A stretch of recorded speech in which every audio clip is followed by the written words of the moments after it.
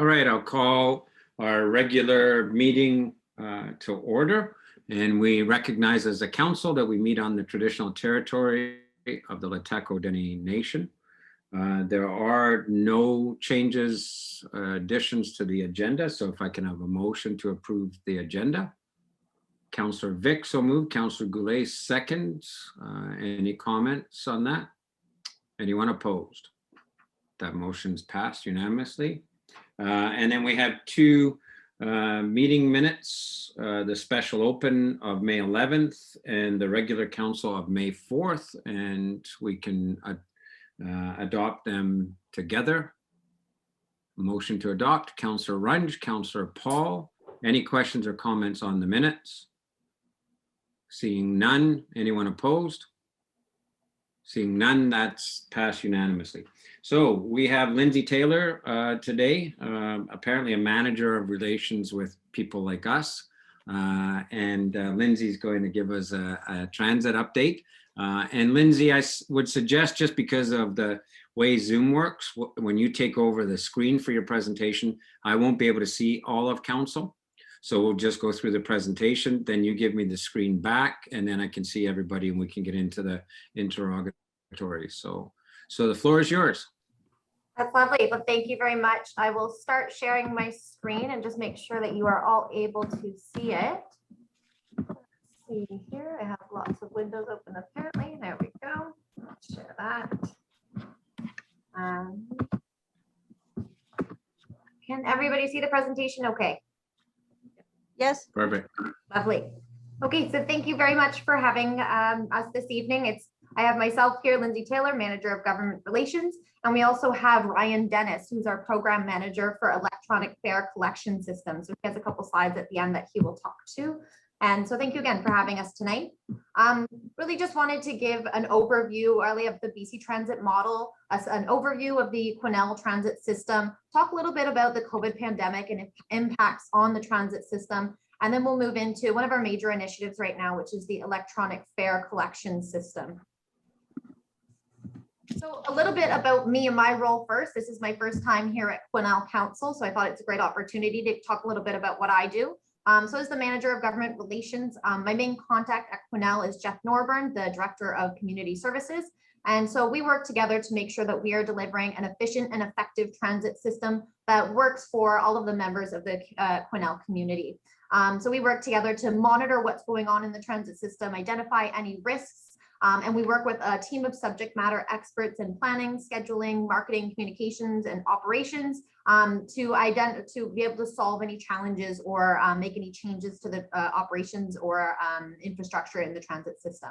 So together, we all work together to make sure that we're delivering an efficient and effective transit system that meets the community needs.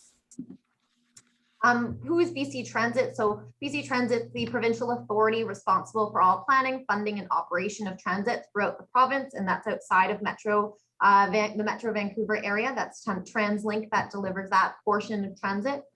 We deliver over 51 million passenger trips each year throughout the province. We have a fleet size of over 1,000 vehicles, and we deliver 82 actually transit systems in 130 different communities across the province. So we are spread quite a vast amount of the province, and we have different regions that we work in. And so the north is what I manage, and that's everything from Prince Rupert over to Fort St. John and as far south as 100 Mile House. How the BC Transit partnership model works is we work with the province to access funding. We work with local governments to deliver what they consider their priorities for transit. So the local government sets the service levels, approve the budgets, they set the fares and provide the local tax subsidies. We take all of that information and turn those into both operating and capital plans to be able to deliver the transit system. With that, we also hire an operator, secure an operating company to deliver the actual service, and they're the ones that hire the drivers and the mechanics and whatnot, and they are the ones that actually deliver the service themselves. So that partnership model really makes sure that we deliver an effective and efficient transit system and that all of our resources are being used quite well. The shared services model also has a great funding formula as well. So this is very unique actually across Canada for us to see this sort of a funding model. For conventional transit, and that's what is the fixed route service that you would see in the rider's guide. The province covers 46.7% of that, where the municipal share is 53.3% of that. For custom transit, which is Handy Dart, so that's the door-to-door service that you'll see, and it's for people with mobility challenges that can't access the actual transit, conventional transit system. The provincial share for that is 66.7%, and the municipal share for that is 33.3%. With that, the local government also retains 100% of the revenues to offset any of their local costs of the municipal share, and also any funds that come from marketing as well that's on the bus. So anything that you see for marketing on the bus as well also goes to the local share to offset those local costs. So a little bit about the Quesnel transit system. There's 3 local routes in Quesnel, and so that's the 1, 2, and the 3, and those run from Monday through to Saturday. We have 2 regional routes in Quesnel, and so that's the 30 Wells and 31 NASCO. 30 Wells runs on Wednesdays, and the 31 NASCO runs on the last Wednesday of every month, and so we consider those to be our regional routes here. For Handy Dart service, that runs Monday through to Friday. And then we see about 10, almost 11,000 service hours is what we're using each year in Quesnel. So it's quite well serviced for the size community that it is, and provides access for people to be able to work and play and go to medical trips and shop and whatnot. So yeah, it is a really well designed service at this point. A little bit of history about the system.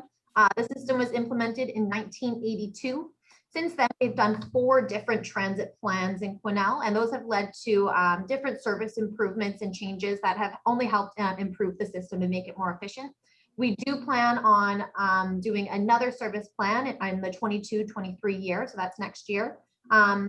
And we'll do a more fulsome engagement at that point. And so that we'll stay tuned for some information on what that engagement will look like and what those timelines will look like. But in saying that, we're always monitoring the transit system. We're always receiving feedback from customers and from our operating company. And so we do have a whole file right now of information that's come in from people since our last service plan in 2016. So we'll be using that information to inform some of the planning as well. Beyond that, also that more fulsome engagement, targeted engagement as well. So all of that will contribute to the next plan and some of the service improvements that we'll identify as part of that plan. So a little bit about COVID-19 and its impacts on ridership. Obviously, the pandemic has changed the way that we work, move, and play across the province, and it's had quite an impact on the transit system itself. As part of the BC Transit recovery strategy, we've identified 3 different phases of our recovery strategy. The first is the response phase. And so we implemented a number of quick measures during that time, just with the new information that we were receiving. We upped the amount of cleaning that we were doing and the level of cleaning that we were doing. For a certain time, we eliminated charging any fares for transit systems because we didn't want to have that interaction between drivers and customers at that time. We did rear board loading for buses that had that rear door as well. So again, to kind of protect the driver and eliminate that interaction. We also installed vinyl barriers between the drivers and the customers. And that's just to, again, protect our operators and our customers. Since then, we've been able to lift some of the measures as we've moved into the recovery phase. So we've reintroduced fares again. We've reintroduced front door boarding, but those vinyl panels still exist. We still have a high level of cleaning that's happening on our buses as well. We're still in that recovery phase right now, but we can see our progression into that rebuild phase. And the rebuild phase is really going to be recovering all of that ridership that has been impacted by this, and improving customer confidence in terms of safety for using transit. What we were seeing across the province is about a 44% decrease in ridership from the start of the pandemic until today. And that's been pretty standard among a lot of our transit systems. And so there is quite a bit of ridership to recover. I was chatting with a friend who works for Go Transit and Toronto Metrolinx, and they said their ridership has been impacted about 90%. So I think, here in BC, we've done a pretty good job of being able to maintain the ridership that we do have in that main customer base. But one of the things I wanted to point out for Quesnel specifically is we actually only had a 34% decrease in riders. And really, to me, that's a good news story because it means that we have a solid customer base that really depends on the transit system to be able to get to work, get to medical trips, and to get to be able to go shopping and whatnot. So there is a core group of riders there, and I'm confident that we'll be able to recover a lot of the ridership that we've lost in the coming years. In terms of ridership recovery, what are we doing about this? So we're looking to enhance our customer experience. And so we do have, and I'll speak to this in a couple of slides, a number of marketing campaigns that are looking to build confidence with customers and ensure that we're putting out a messaging about safety and that it is really safe to take the bus and to use transit. There's a lot, we're doing everything that we can and have all of the measures in place to make sure that it is a safe place for customers to go. We also have a number of other initiatives that will be attractive for customers coming back onto transit. And so one of those is the electronic fare collection system that Ryan will speak to in a couple of slides. We're also looking to transition to a low carbon fleet. And so we have a plan to be fully electric by 2040. And so we're still working out what that looks like, especially post-COVID, with any changes or impacts that the pandemic has had on that. We're also going to be introducing free transit for youth 12 and under as of September, and that was announced by the province at budget time. So there's another, again, way to be able to get customers back on the bus and improve confidence for those who are younger and looking to take the bus and start that behavior change and that trend early. We also want to continue to provide a reliable service. And so one of the things that we were able to do is we've received $86 million in Safe Restart funding last year that was distributed through all of our different transit systems.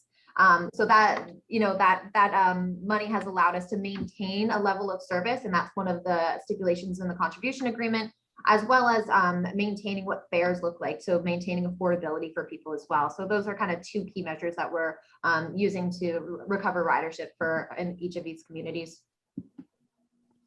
Beyond that, our marketing and communications campaigns, again, is phase one was all about safety and really highlighting what safety measures we have on the bus and safety measures that we are implementing. Phase two is rebuilding ridership and trust. And so that's creating customer confidence and ensuring that, customers do feel comfortable being back on the bus again.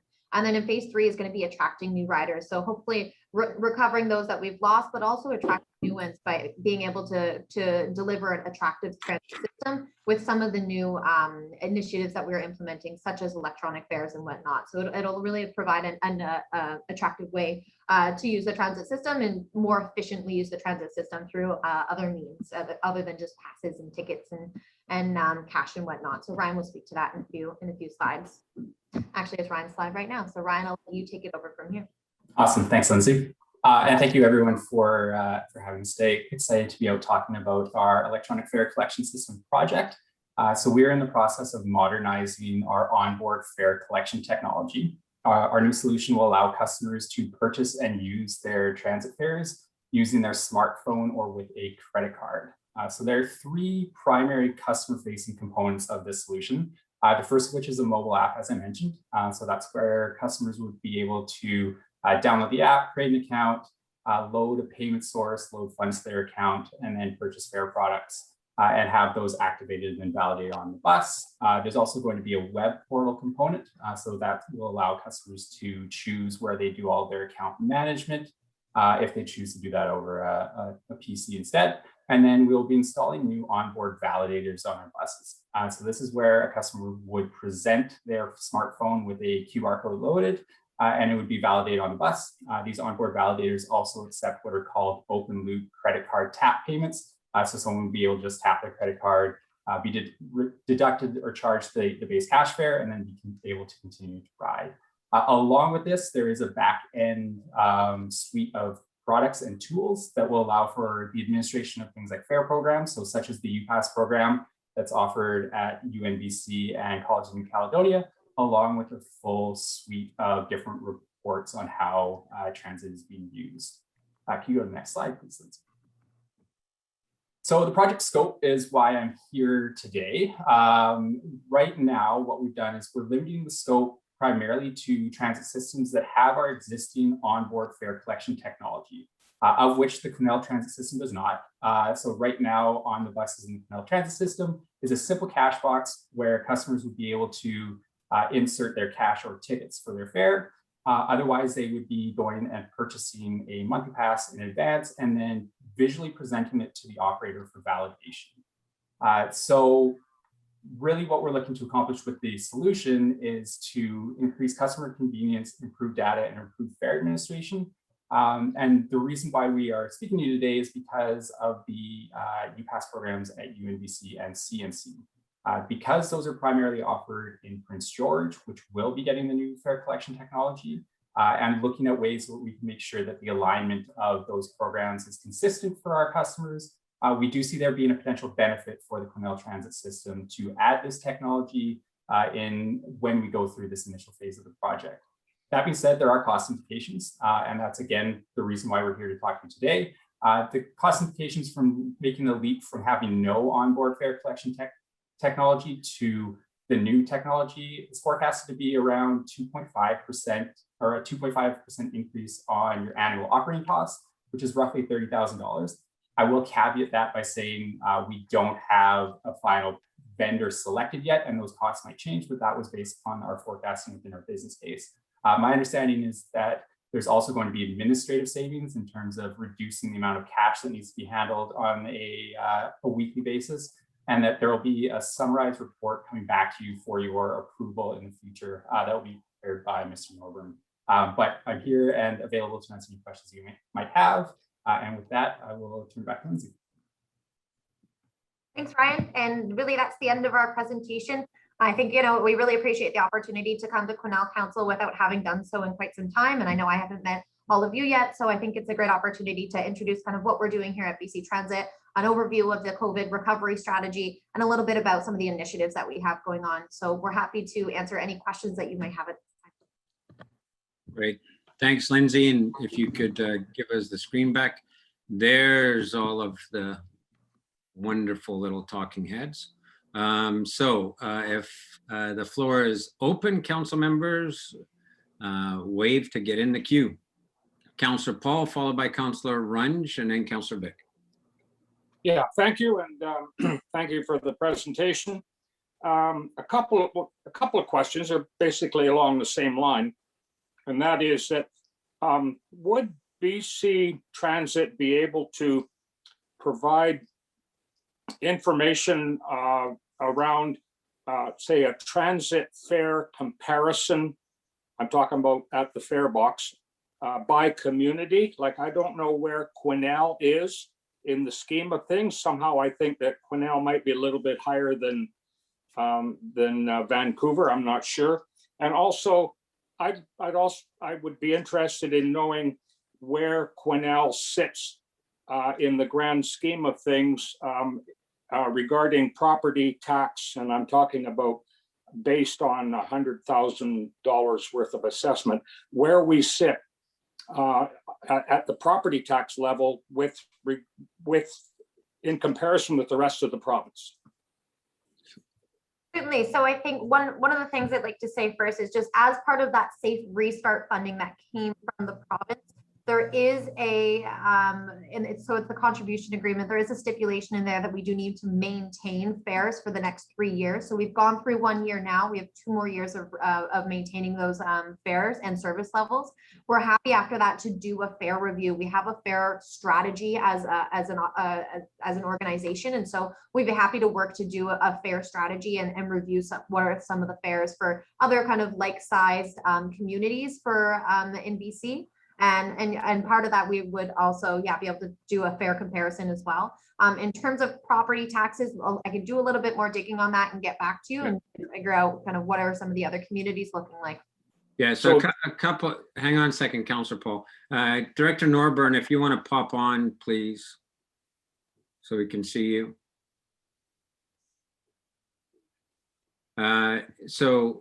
First on the fare piece, because Lindsay's just coming on board with this, but on the fare piece, on comparisons that have been done before, can you speak to where Quesnel sat with benchmarking before? My recollection is that we're comparable, but like you say, it's been some time since we've done a comparison again. So, as Lindsay said, that's something that is by accepting the safe restart money, we're keeping our fares constant for the next few years, but it's something that BC Transit can work with us on to review. Okay. And Councillor Paul, I think I would argue once we get into that review that comparing us to Vancouver, Victoria is just nonsensical, other than out of interest.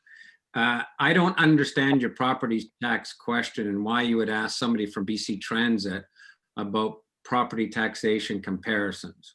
So what is it you're trying to get to with that question? What I'm trying to get at is where, and I don't know who to ask this of, where is Quesnel with respect to the level of property taxation for transit? Are we at the top of the scale, or are we at the bottom, or are we in the middle? That's all I'm looking for.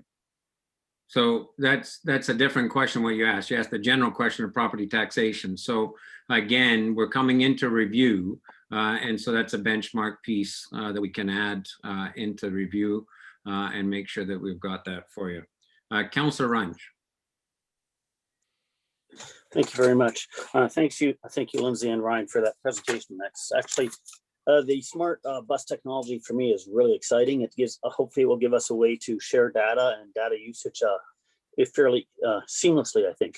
I just have a question though with regards to that, and it, something that maybe will happen in the future. Maybe it's thought about, maybe it's not. I've been hearing about some of these bus hailing apps, and this to me it almost fits in there. The way that we can maximize routes in smaller communities. Having people call, maybe you have a fixed route already, but then some of the routes are then more on a ads needed basis, and making it just greener for everybody and better usage of everything, of all our resources. So I'm just I'm hoping that that's sometime in the future, with this technology. I think that would really, also pull some of the younger riders in, with that ability too. So I'm not sure if it's a question versus a statement, but thank you. And I'm happy to comment on that as well. I think we have just started looking at on-demand transit, and we'll be doing our first pilot in the next year on that. And so that's where, you are able to kind of request a ride and whatnot. So there'll be a lot of learnings from that in terms of, is it a more efficient use of our resources? Is it a more attractive system? What are the benefits of that? So I think we're really excited about launching that first pilot and getting a better understanding of what that's going to look like. In terms of also kind of route tracking or bus tracking, we do have a Next Ride program that we are working through as well, which is looking at equipping our buses with GPSs. And so that you're able to see where your bus is in real time and also how full that bus is. But in the meantime, we have a partnership with the Transit app. And the Transit app is kind of a user-based app where it is tracking people who are currently on the buses. So you're able to see where that bus is in real time. So that's a very helpful kind of interim technology for now until we move into that Next Ride piece where we're actually able to equip all of our own equipment. Great. Thank you. Councillor Vic. Thank you, Mr. Mayor. Thank you for the presentation, Lindsay and Ryan. I really enjoyed reviewing the material, and as a result of that and your presentation, I got a question regarding the electronic fare collection system. Have you run this? Have you got a pilot already run on this, so you have some information on how it's been deployed? No, we are still in the procurement phase right now, and are hoping to have a contract agreed with the lead vendor within the next couple of months. But because we're getting into that point in the conversation where we're talking about scope with them and ultimately cost, that was kind of the spur for us to come to you and say, is this something you're interested in, albeit with limited information that we can provide at this time in terms of what that end solution is and what that end cost is. But we will be looking to pilot within the next year, I would say, so would have a better sense at that point in time. So I guess my question becomes sort of hypothetical, which is maybe not entirely helpful, but does it stand to reason that if you can introduce another method of payment at the bus, that would it not have a positive impact on ridership? Absolutely. I mean, at the end of the day, I think that's really what we're hoping to accomplish. We're really looking to remove barriers and increase convenience for our riders so that they choose transit more readily and more frequently. Right on. Fares are one component of the overall transit experience, but we do see that we are very much lagging currently with our existing system in terms of forcing people to either carry cash, which I did not mention in my presentation. Cash will always remain an option for our customers. It's not something we're looking to do away with, recognizing that a variety of customers still need to use cash or choose to use cash. But for those other customers who would not be using cash, they don't have to go to a brick and mortar location to purchase their bus fare in advance. Perfect. And the last question, Ryan, is you mentioned credit card via the tap feature in your proposed system. Tap is also supported by debit cards as well. Would it not include that function as well? In the future, it should. That is still kind of an evolving technology. There's only one payment services provider that actually offers transit onboard debit transactions right now. So it is something that will become more prevalent, hopefully in the near future, but is not something that's available in the market at this point in time. Okay, thank you very much. I appreciate feedback. Okay, Councillor Roodenburg. Thank you, and thank you for your presentation, guys. So my question is in regards to your electronic fare collection system. Excuse me. And you were talking about the annual operating costs going up by about 2.5%, so about $30,000. When you say annual operating costs, who is the operator who's taking care of that? So is that something that our transit people will be doing, or is this from a centralized hub? How does that work? Lindsay, do you want to go ahead with that, or would you like me to? I'll let you go and then I'll jump in if I feel like I need to add. Sure. Yeah. So under BC Transit's model, we partner with you, and then we also partner with an operating company. So our finance and budgeting forecasting team does a lot of work behind the scenes to understand what the cost implications are for providing the approved level of transit service in all of our communities. And so when we introduce new things like new technology, new buses and the like, some of those costs do go up. But we would sign what's called an annual operating agreement yearly with you. And then we are the ones who are ultimately paying the operating company. So we sign an agreement with you for your portion of transit, with the province picking up the other half of it. And then we are the ones who are contracting the operating companies and maintaining kind of the standards of service, for lack of a better. Okay, so maybe I didn't explain it. I'm sorry. I apologize if I didn't explain myself or ask the question the right way. So when we talk about the operating system for this new app or for this new system, will it be our transit guys who take care of it? So is that where yeah. Yeah, no, so that would be something that BC Transit would manage and administer as well. So for things like the UPass program, we partner with the administrators at College of New Caledonia and UNBC so that they could administer that program. We would either work with you or help you to develop any sort of like vendor network that would be required for those customers who might need a physical fare product. But the actual management of the solution and the provision of it would be something that we solely manage. Okay, thank you. You're welcome. Okay, I don't have any other questions. And so just for clarity, this is a heads up, as delegations are, and Director Norburn, you'll be the front man for a report coming sometime in the future that, as has been indicated, would have more details, including implications for costs and some of the trade-offs of, potential reduction in administration versus the costs associated with the new system, et cetera. So, and the timing for that, sometime this fall or early next year, do we have a sense? The timing for a report? I think we would hope to bring a report within the next month, perhaps. Okay. Yeah. In terms of implementing the system, there, as Ryan has noted, there's still a trial period and implementation period. So it's not something that's going to be implemented this year. It's something we would build into our annual operating agreements for future years. And okay. Ryan can maybe speak to when the estimated implementation time is for the program. If I could, I would. But our timeline is still very much up for negotiation with whatever lead vendor we go with. But we are cognizant that our partners are looking to get this technology as soon as possible, and would be working to have it introduced within the next, I would say 2 to 4 years, depending on how the sequencing of deployment goes. Yeah, I see Councillor Ryan. I'm just going to finish up a couple of my questions here.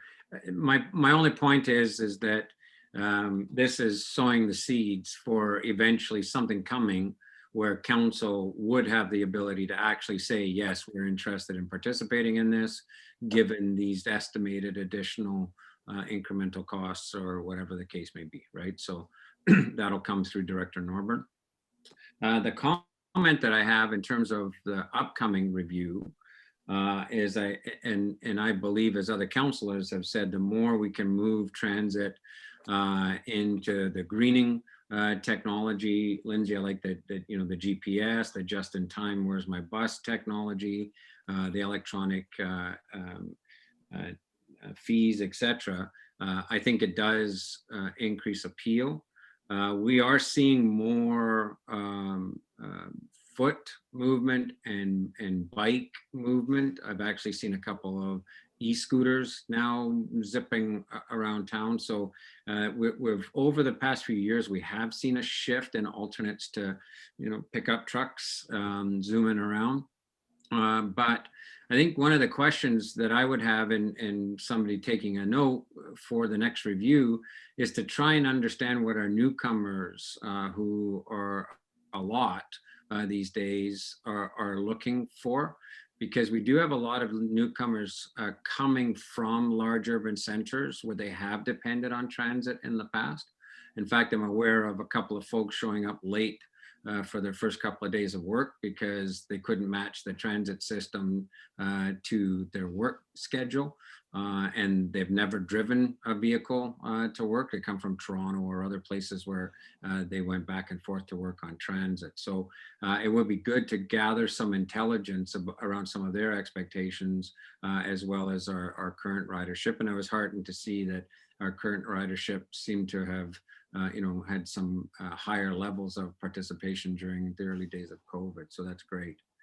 Councillor Runge, I think I saw your hand up for a second round. Yeah, thank you. I just want to piggyback on Councillor Vick's comment there with regards to credit cards. Hopefully, but then hearing it's 2 years down the road, I expect actually other forms of payment to be available by that time. Just thinking with regards to younger users, like my daughters would never take the bus then if they, they don't have that credit card on their phone unless they use their parents' one. So, it's just for the users, but I guess piggybacks also with regards to the mayor, who the users are, who we want them to be.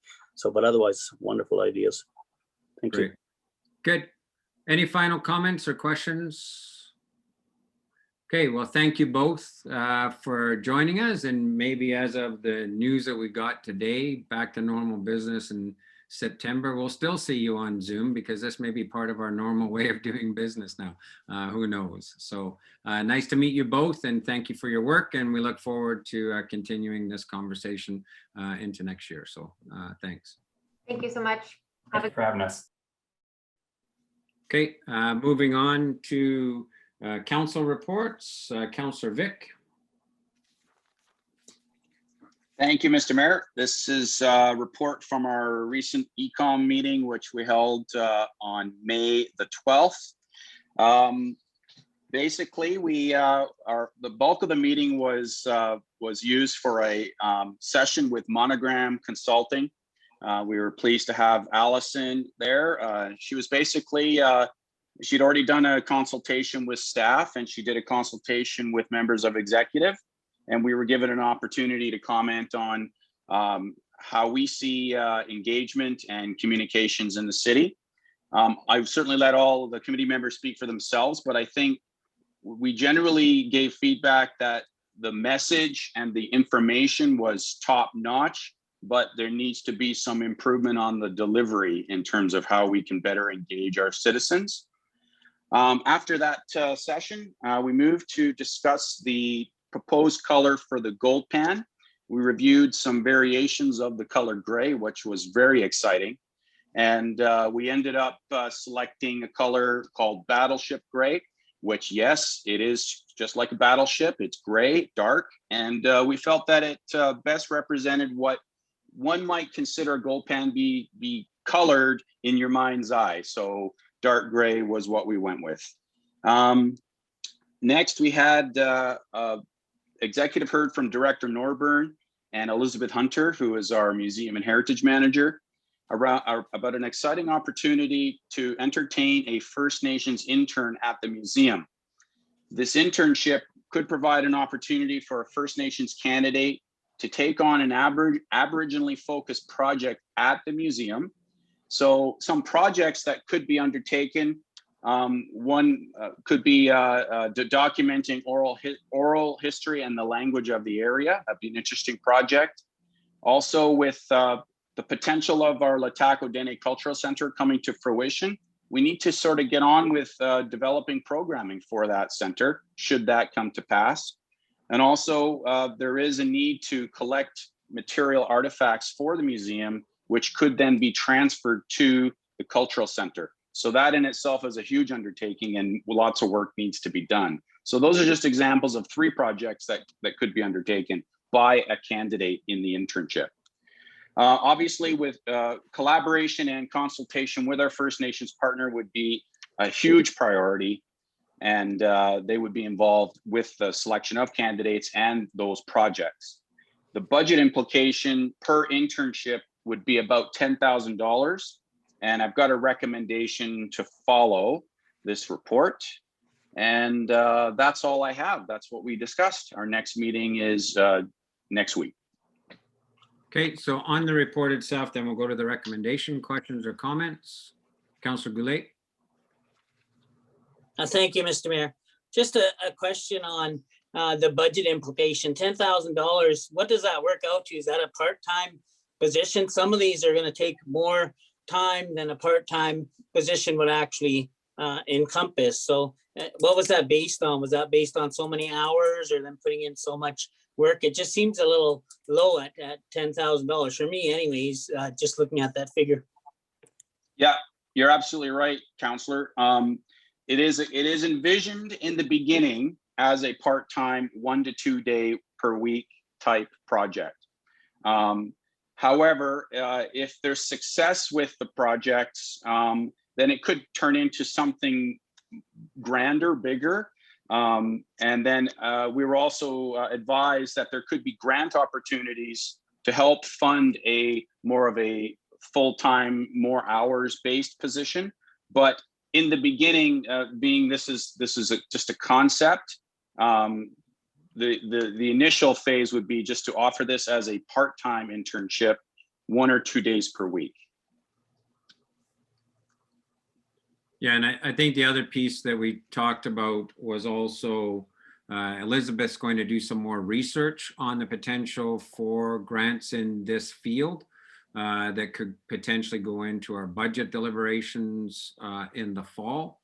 And part of that discussion can be with NDI, which of course has an already existing First Nation or already existing internship program, and whether or not they would be interested in tailoring it. So this is just a foot in the door, if you will. Yeah. Councillor Paul. Yeah, my question has been answered thanks to the response to Councillor Goulet. Okay, thank you, Councillor Paul. Any other questions or comments? I would just add a couple of quick things. One, you'll notice that at the gold pan, if you drive by, that the shovel and pick are gone. And the reason for that is they will be painted and put at the gold pan site, because there'll be a large enough test for the gray to make sure that the gray doesn't look different when it's at a larger scale than a swatch. And the second is, I would add to Councillor Vic's comments about the communications discussion. It's not just the tools for communicating. I think the real desire is the integrated story, so that when people are curious about a particular initiative, it's contextualized within the whole. So if they're drilling down to something happening on the waterfront, it's easy for them to see how the waterfront plan looks writ large and how the waterfront plan fits into our overall transition strategy. So that's really, it's a mix of taking what we've got already, trying to figure out a better landing page so people can see all of the things that are going on and drill down. But as they drill down, they don't lose that bigger context of why we're doing X. X will always be positioned within that greater strategic context. So I think the comment we kept saying was telling that more comprehensive story in a way that people get it all the time. So, okay. I don't see anything else, Councillor Vic. So on the motion, then go ahead. So I'd move the recommendation that the executive committee supports the concept of a First Nations intern position being created at the museum with funding to come from council initiatives, and that the executive committee suggests that the museum manager Hunter considers whether the program could be accelerated to start in the fall winter of 2021. I'd move that. And you're making the motion, Councillor Goulet, you're seconding that motion? Okay. Any further questions or comments? Councillor Runge? Yes, thank you. So just that I read this motion correctly, so it's with initial funding or with $10,000 worth of funding coming from council initiatives? Because the way I read this now could be that this gets funded always from council initiatives. No, so it's just the initial work here pending us looking at budget. So Councillor Vic, thoughts on the question? Yeah, that's a good question. Yeah, I guess the spirit of this is that this is a concept, and executive supports this concept. And usually with a concept, you have you have your seed funding, which would be 10K in this case, and we give it a shot. That's the spirit of this. Sorry, Councillor Runge, all our current interim programs are year to year. Same with our Canada Student Works are year to year. So this is just the initial kick. There's no commitment that it will always be funded or that the program will even work. This is just to get it going and see if it's feasible. No, I fully support the program. I was just wondering if we should put initial funding or seed funding instead of just funding. But that's okay. That's fine. If we all understand it the same way, that's not a problem at all. Thank you. Okay. Any further comments? Anyone opposed?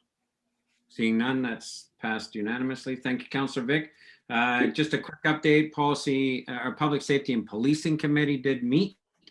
We met in the public domain and discussed the new statistics. Attached to your report is a press release we put out reminding people of the investments we've made in public safety, particularly on the enforcement side, and letting people know that we are seeing a very positive trend line and a downward incidence of property crime. Crimes to persons is up, but in the main, almost all are related to people who are known to police and associated with either criminal or drug activity. So it isn't a general, concern for the general public, but the decrease in the property crime is significant. We then went into camera to discuss and get our regular update on Safer Quesnel because that does involve property. One other item that we did discuss in the open meeting is some of the emails that are spinning around out there about Grad 2021. I know I've dealt with some parents directly, city managers dealt with parents and with the school district directly. And the position that we are taking is that, we were waiting till today, and I know the school district was waiting till today to see what was going to happen in terms of relieving some of the public health strictures that are currently on. But as a council, we will continue to do what we've always done, and that is support the school district as they attempt to hold a graduation ceremony for our graduates. So that's it for that meeting. Any questions or comments? Councillor Paul? Yeah, thank you. Just wondering if there was any mention or discussion at your meeting about what's coming out from Maclean's again this year about the fact that Quesnel is one of the most dangerous cities in Canada, and if there's any effort to try to challenge that. So again, if you'll recall, part of our strategic communications is to reposition the city. So a very specific part of us reformatting the way that we communicate to the public is to address the question, is Quesnel a safe place to live?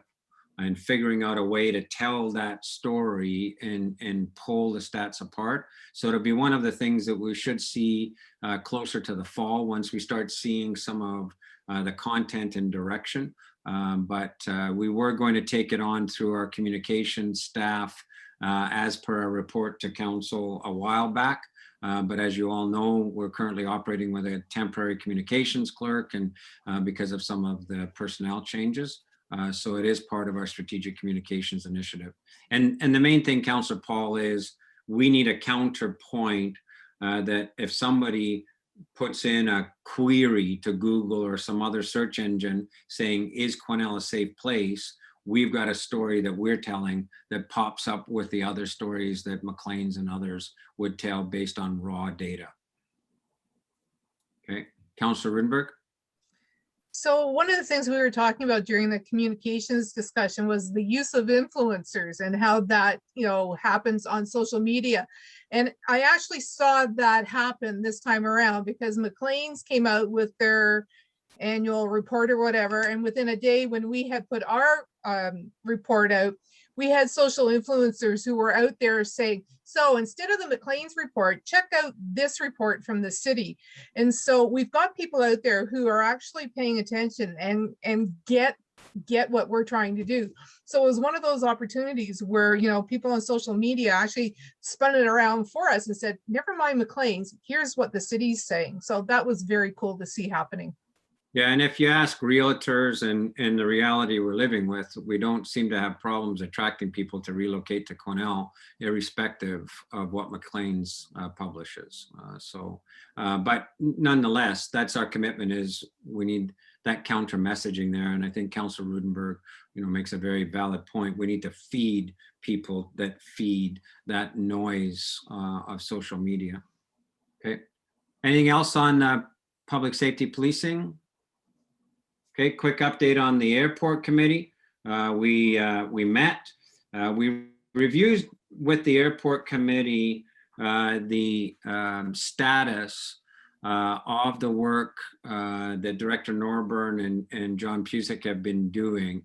And they were impressed with the range of opportunities that are being explored, the kinds of things that we're undertaking to make that airport a more robust and sustainable business unit, irrespective of COVID. And now with CMA indicating that they are intending to come back, and of course with today's announcement, it looks like travel restrictions are going to be lifted around a similar time frame to their intent to come back to passenger service. One of the things we did talk about was, as we get back to passenger service, we don't want to lose sight of having to do the work with CMA to get them to get the technology in their planes, so we increase landings, to work on solutions to trap passengers, to work on schedules, etc. So the committee has not lost sight of one of the main pieces of work it was doing, but I'd say, you know, quite intrigued by all of the other things and other opportunities we have on the go, and the business plan we're doing around the hangar, some of the work that we're doing around subdivision, making land available, fueling, etc. So it was a good meeting. We do have one resolution from it with respect to a member change, but I'll take any questions or comments on the meeting itself first. Seeing none. And so I would move that council approves the membership of the committee as amended, and the amendment is that Brian Balkwell will be replaced by Keith Carter, VP Pulp, for West Fraser. Otherwise, the rest of the membership remains the same. So I make that motion. If I can have a seconder, please. Councillor Runge, second. Any questions or comments? It's just Brian is retiring in July, apparently, and that's why it's still nice to have that senior level of management commitment. So, so anyone opposed? Seeing none, the membership has changed. Okay, Councillor Roodenburg. Thank you. You have before you just a reminder of a recommendation that came from our North Cariboo Joint Advisory Committee meeting of May 18th. The Alec Fraser Park Society requested a resolution of support to apply to NDIT for an application to get money for portable bleachers. And so it requires a local government to provide the resolution of support, and it was handed to council to provide that resolution. So I'd like to move that we provide a letter of support for their NDIT application. Seconded, Councillor Runge. Questions or comments? We had a substantive discussion at JPC, so Councillor Paul. Yeah, I kind of got an answer to this question at the committee meeting, but I'm presuming that the bleachers that are in a state of disrepair are the existing portable bleachers, and we're not talking about the covered grandstand bleachers. Am I right? Yeah, these are for portable bleachers. It states that, right?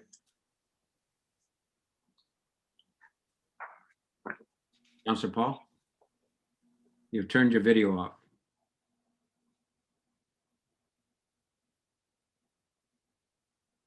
Okay, we'll move on. I think it was explained and it's self-explanatory in the note that they're for. I'm good, thank you. Features, okay. If you can figure out where your video is, you can turn it back on too, so I can see you. So with that in mind, we have a mover and seconder. Anyone opposed? Seeing none, that motion has passed. Okay, moving on to our first city staff report, Director Coben. For our water report, Director Coben, you look like you're talking to us from the dark side of the world. There we go. Yeah, so this is the annual report, water report for information to council and the public. It is attached, prepared by the city utility superintendent. It is a requirement under the Drinking Water Regulations, Drinking Water Protection Act, in order to ensure accountability to the community for the water service provided. So attached is the report. Great, and effectively, again, this is, as Director Coben has indicated, there's an assumption you've taken a look at the report, and this is receiving and making the report public. Any questions or comments? Okay, seeing none. Mayor? Mayor? Go ahead. You have Councillor Yes. Vic and Councillor Paul. Okay, I didn't see it for some reason. Must have been, the screens keep freezing. So Councillor Vic, you're currently frozen with your hand up. So if you're not frozen and your hand isn't up, that's good. If it is, you can put it down. Go ahead. Thank you. It was getting tired. Yeah, there we go. Sorry, page 2 of the report. It talks about Quesnel's daily use of water per capita of 700 liters, where the provincial average is 490. And I can't help but think it just seems like that's a significant increase of consumption. And Director Coben, I'm wondering, is that because we're blending in commercial users into that number, or is the per capita number in the province also blending in commercial users? Yeah, this number is based on also commercial users are included in this number, as well as our bulk water sales. So one of the directions staff is taking is we are trying to further narrow that down to determine the actual per capita usage. But of course, only a small number of industrial users are metered. So we meter our water system at the source. So we know what the wells put out, but we don't know exactly what an industry uses or in commercial users. And the bulk water, Councillor Vic, should be extrapolated to a larger population, right? Because it's going out of people who don't have water service out into the region around us. And so if you did a proper per capita, you try and figure out the incremental number of users for that. So. Okay, thank you. Okay, Councillor Paul. Yeah, thank you. Regarding the manganese, it seems to me that the manganese problem has worsened in recent years. And I'm aware of a local business that is in the ice making business. And they're really having problems with manganese to the extent that they have to replace the filter on their intake once every 24 hours. And I'm just wondering if that is an isolated situation, because I certainly here at my home, I don't even notice manganese. And I'll get an answer to that. And then I have one more question. Yes, the manganese, so we do find that when you utilize more water, so even in the spring when water usage goes up, for example, if ice makers are fired up, etc., the manganese does flush out. With that said, with some of the operational changes we've done to our system, for example, the newer Pinecrest Reservoir, which is more of a balanced reservoir with our Sugarloaf system, it has caused some changes in the system, which eventually that manganese should work its way out along with our flushing. But we do have certain areas, if you predominantly get water from a certain well or a certain area of town, there will be more manganese in your water than others. Okay, second question is that you've identified in the report that that manganese in Quesnel exceeds I guess the prescribed limits. Are there any metals in addition to manganese that exceed the maximum allowable concentration?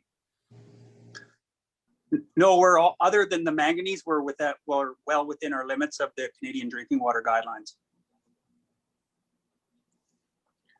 Okay, any other questions or comments for Director Coben? So the report as is, and it's available to the public. Thank you, Director Coben. Sorry, I just have to scroll. Next, Dyke Road Development Permit, Director Turner.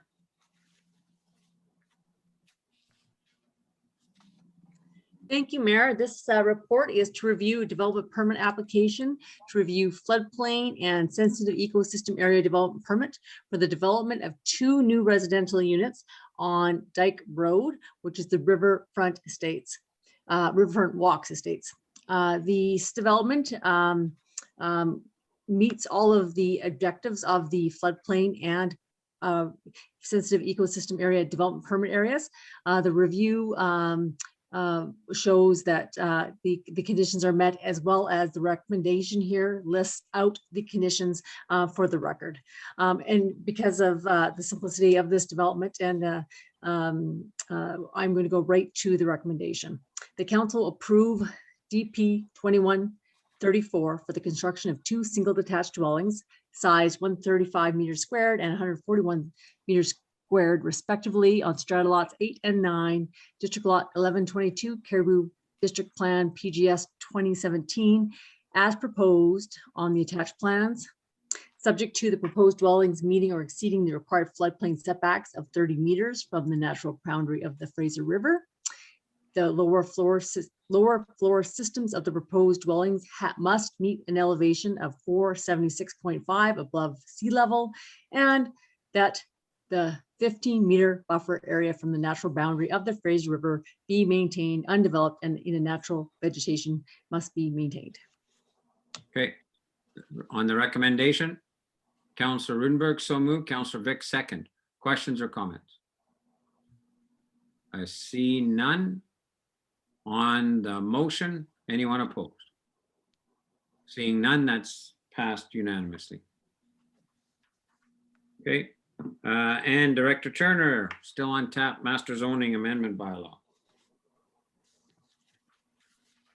Thank you, Mayor. Just switching to that report. The purpose of this report is that a number of amendments to the City of Quesnel zoning bylaw number 1880 are now proposed, all of which are in line with the City of Quesnel official community plan. This amendment includes a number of housekeeping amendments to Schedule A, which is the text portion of the bylaw. These include formatting, grammar, etc. There are also 4 changes to Schedule B, which amendments are specific to the property's zoning. We'll detail those out in a second. The changes to Schedule A that are policy-wise there's a number of changes that council has already reviewed with respect to the secondary suites policy. This is bringing the secondary suites policy in line with the building code, as council can see. There's also Schedule A attached to this report, not Schedule A to the bylaw, but Schedule A to this report, lists out a number of amendments that have occurred, and all of the policy amendments are in that table for council to review. If there's any questions, I'd ask council to ask from that table. The changes to Schedule B, the zoning map, include 3 properties. These are 3 city-owned properties, of which we are allowing multi-unit residential. This includes Cariboo Field, a portion of land on Anderson Drive, and Kinchin Street. Those lands are itemized out in the schedules of the bylaw, of which is attached. There is also one mapping error that occurred during the master revision on Hartley Street, and we're just correcting that through this process. It was an unintended error. That's why we're just correcting it at this time. Is there any questions before I go into the... Questions or comments on the proposal? Councillor Roodenburg.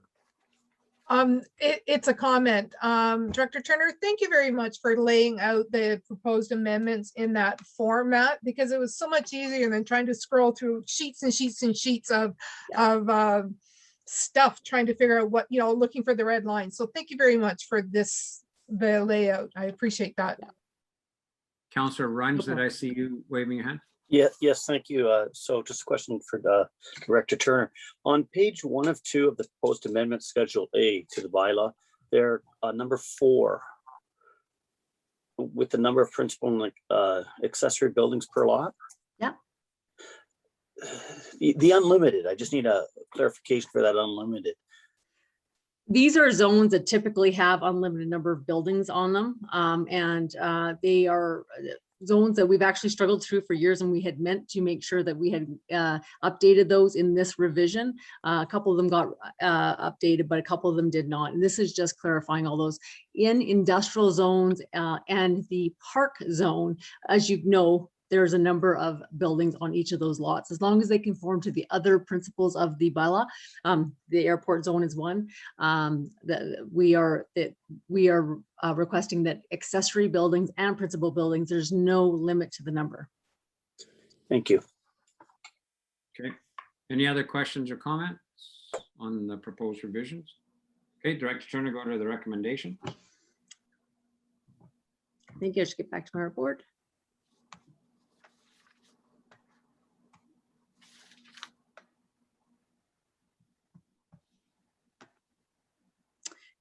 The recommendation is that council in the bylaw section of the council meeting provide first reading of City of Quesnel zoning amendment bylaw number 1893, and that council set a public hearing date of June 29th with the notice of public hearing to contain details of in-person and or electronic attendance for the public pending direction from any legislative and or public health orders regarding COVID-19 pandemic.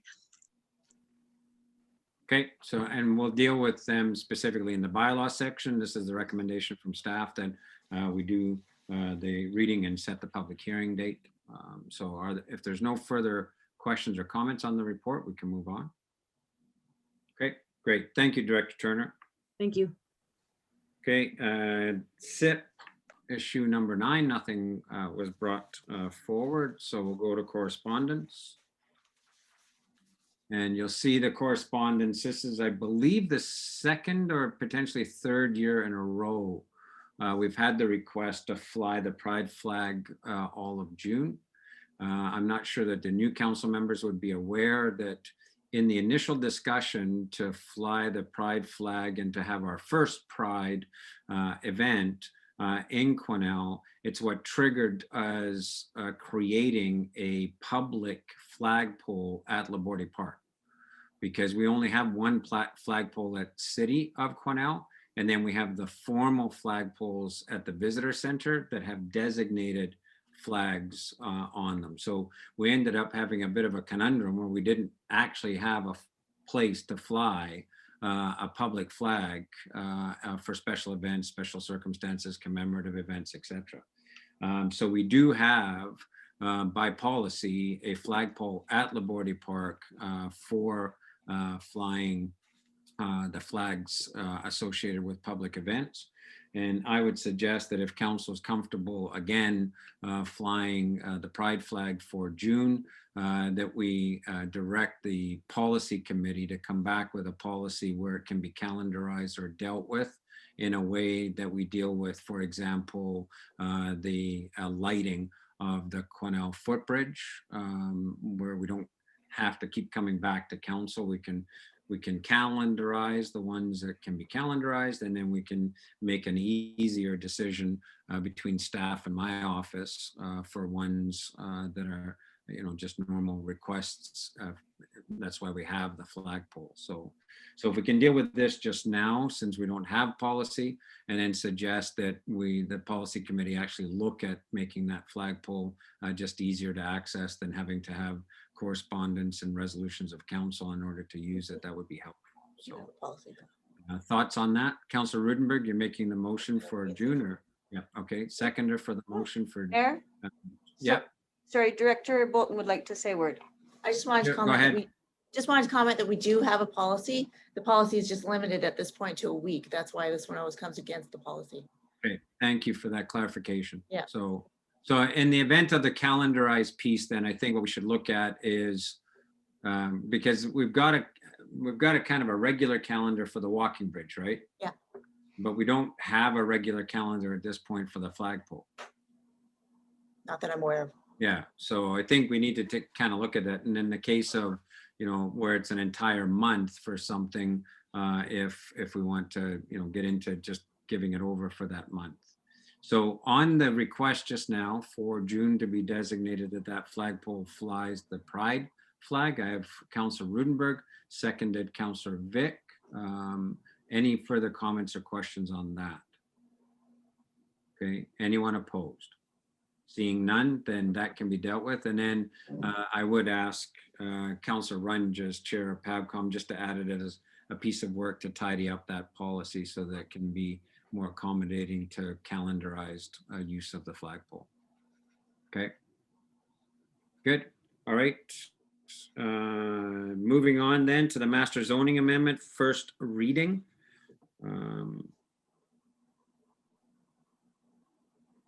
I thought, Director Turner, your recommendation has the public hearing in the agenda. That's right. Just- I did hold off to first reading, even though I'm setting the public hearing, just because I don't know if I need to come back. I just held it there because everyone's seeing it for the first time. In case there's somebody that comes back to me with a slight amendment, I can do that as a second prior to public hearing. That's why I've done that, Mayor. Okay, but what would you like us to do tonight? Because you've got a tentative date for the public hearing. Do you want us to set that date too? Yes. So we would do then first reading Yeah. and set the public hearing date That's for correct. June 20. Okay. Yeah, that gives So us that's- time to do a lot of advertising of that date, even if I do come back with an Yeah. amendment. It's just currently under the bylaw reading, it doesn't have that. So it would be first reading Oh. and setting the public hearing date of June 29th. Oh, apologies. Okay. Yeah. That's okay. That's okay. So on that, can I have a mover and seconder, please? Councillor Roodenburg, so moved, seconded. Councillor Runge, did I see your hand waved there? Okay. So any further questions or comments on that? Seeing none, anyone opposed? Seeing none, that motion has passed. No changes to upcoming meeting schedule. Changes to committee appointments. We made one tonight. Any announcements or future events? Okay. And do please apprise yourself of the announcement today by the provincial government on the restart plan. We may be fielding some questions around that. I know on Thursday when I meet with senior staff, we'll make sure that we're talking about our alignment, because there's a bunch of things that can start happening again in the community. And I do have a scheduled meeting the first week of June with the Minister of Public Affairs to go over any questions coming from local government around the restart plan. So I would suggest make yourself aware of it, and then we'll try and keep you posted because it's all based on potential trend lines of vaccination and incidences and so on. So it may be subject to change, but you can see in it that there's an opening date for casinos. There's still some caps on public events, etc. So it's worth knowing what's in there so you can educate the public. Okay, any other questions on that or announcements, events? Okay, gallery questions? Yeah, Cassidy here. Real quick, is there any plans to change the lettering color on the gold pan? Or is everything kind of a work in progress there? No, the lettering remains the same. Okay. Anything else? Okay, can I have a motion to adjourn, please? Councillor Paul, Councillor Runge. Anybody opposed to adjournment? Okay, thank you, everybody. Have a good evening.